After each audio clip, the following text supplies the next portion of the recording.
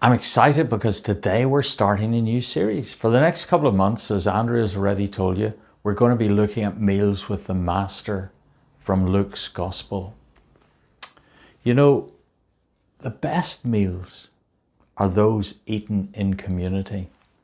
Unless you're eating on the go, you know the sort of thing. You drop into motorway services for a quick stop and or you snatch a snack at home between appointments. Or you grab a sandwich because you need to keep hunger at bay.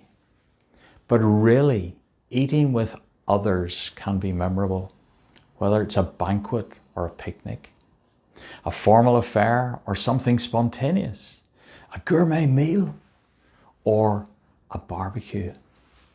During such a meal, it's about much more than food. It's about connection with people. You take a bite, you swallow it, you maybe take a drink, then you chat, you ask somebody about their day. You ask the kids maybe about how they get on at school.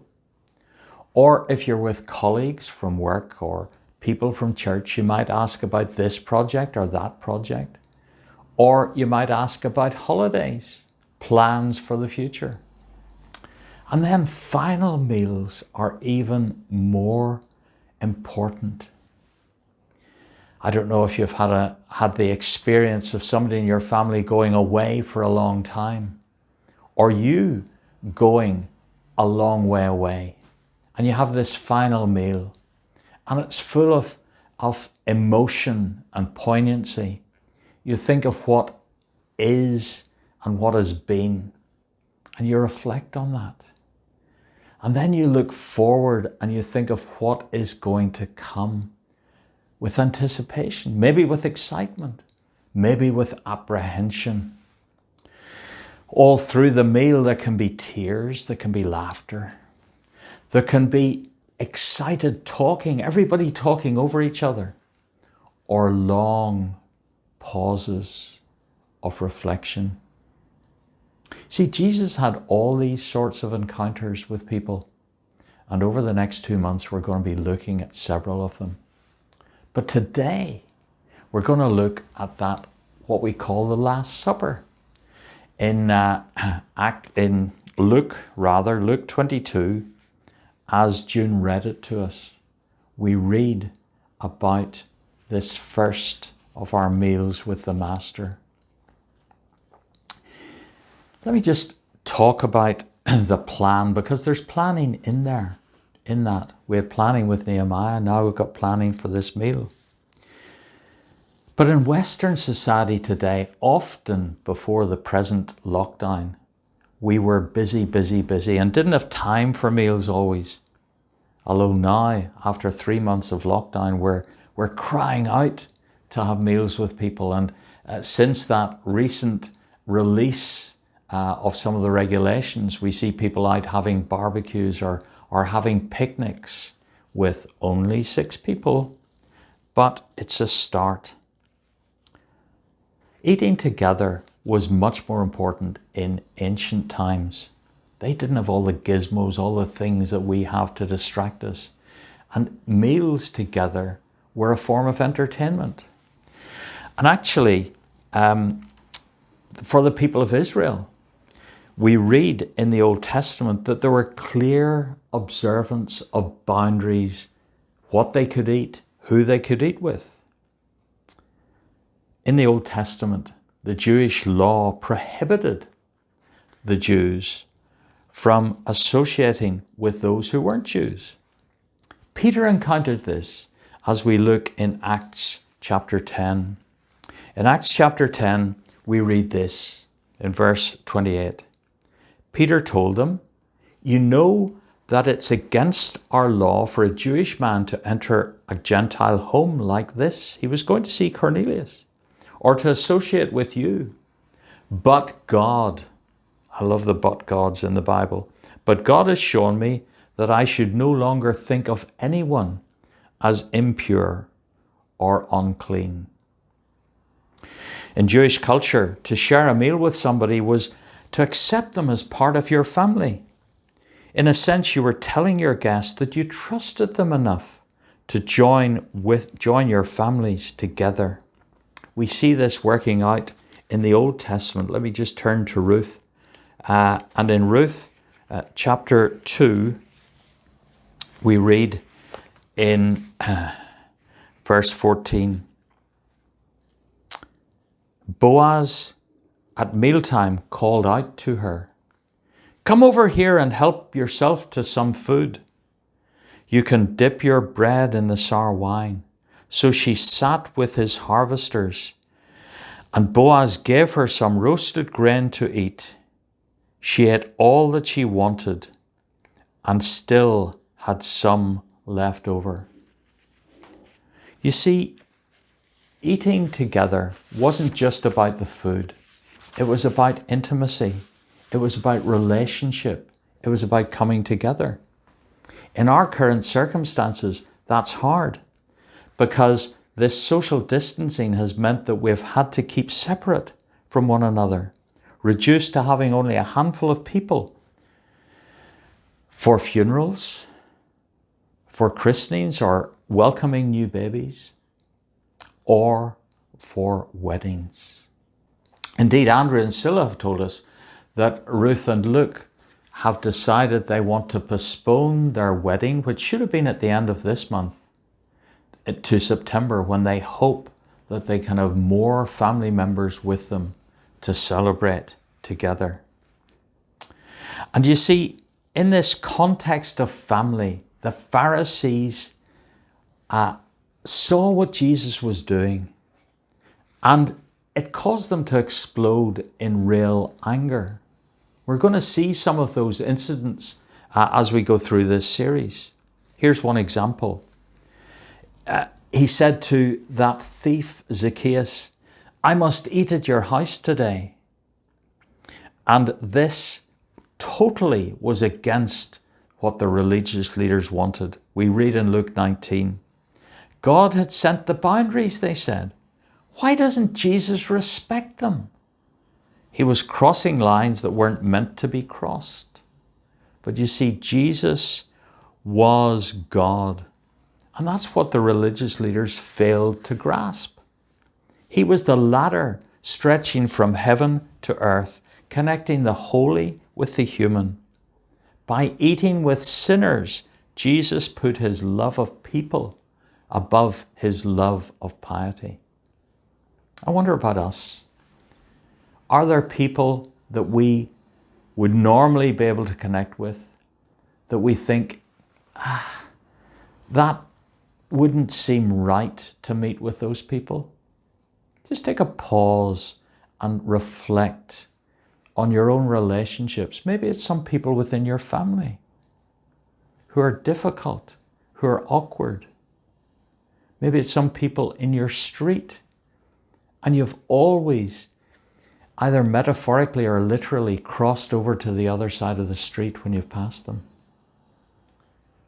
You see, we need to plan and prepare to meet with other people. The disciples did that. Did you see it in the reading that June brought us? In verse 12, the end of verse 12, he says this, "Make preparation there." And they left and found things just as Jesus had told them. So they prepared for the Passover. The Passover. A very special meal. This was so special that normally the last meal of the day would have been in the afternoon. But this, and we read in Matthew's Gospel, was in the evening. Matthew 26. It says, in the evening, the disciples were directed.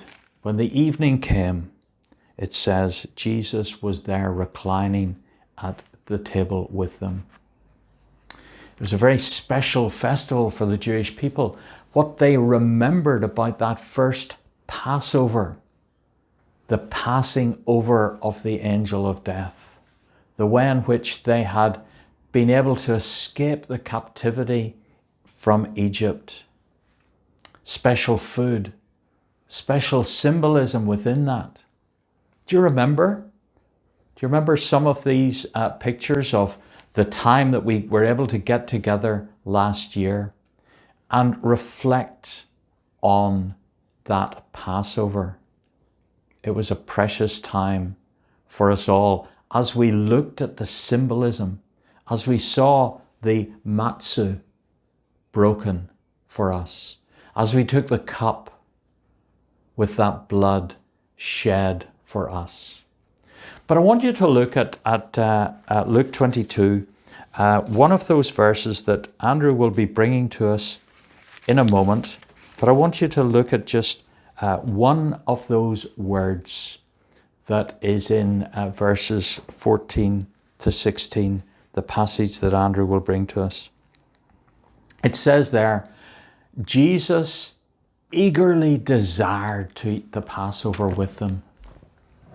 And I wonder, as I thought about this, how do I feel as I come together to have fellowship with church people? How is it that I enjoy? Do I eagerly desire? Do you eagerly desire, as you prepare on Sundays for what God is going to share with us as we meet together?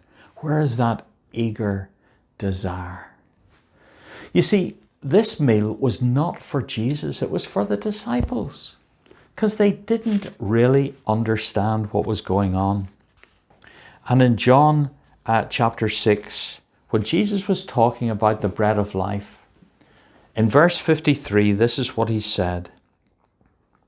Let me read it.